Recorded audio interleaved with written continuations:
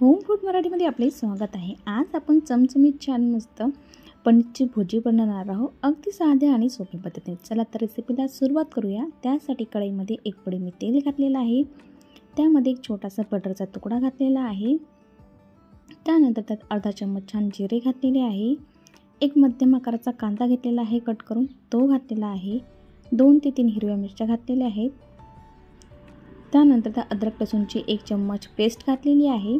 आता मसाला छान आपण मस्त परतून घेऊया। त्यानंतर त्यामध्ये आपण जो टमाटर घेतलेला आहे कट करून 1 ते 2 टमाटर घेतले आहे कट करून ते घालूया आणि थोडासा जो कोथिंबीर घेतलेला आहे तो घालूया। आता मसाला छान परतून घेऊया। हा टमाटर लवकर सॉफ्ट होण्यासाठी थोडंसं मीठ घालूया। बघा मसाला छान झालेला आहे। आता सुके मसाले घालूया। त्यामध्ये 1 चम्मच लाल तिखट घातलेला आहे, अर्धा चम्मच हळद घातलेली आहे, 1 चम्मच त्यामध्ये धनिया पावडर घातलेली आहे, अर्धा चम्मच त्यामध्ये मी गरम मसाला घातलेला आहे।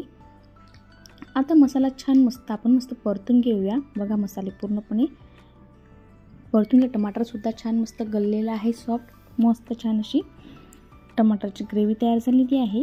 आता हे टमाटरची ग्रेव्ही आपण छान शिजण्यासाठी थोडंसं त्यामध्ये पाणी घालूया। त्यामध्ये मसाले ना छान मस्त व्यवस्थित होऊन येतील, एकजीव असा मसाला तयार होईल आणि 2 ते 3 मिनिटं मस्त असं झाकून ठेवून देऊया।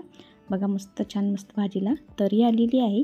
आता हा होममेड पनीर आहे 100 ग्रॅम, तो घालूया आणि मस्त परतून घेऊया मसाल्यामध्ये 2 ते 3 मिनिटं।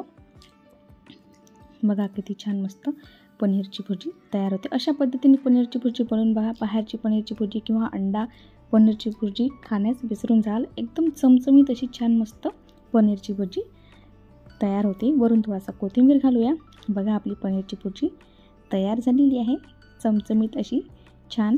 रेसिपी आवडली असेल तर लाईक आणि सबस्क्राईब करायला विसरू नका आणि एकदा रेसिपी ट्राय करून पहा आणि कमेंटद्वारे कळवा की रेसिपी कशी झाली आहे।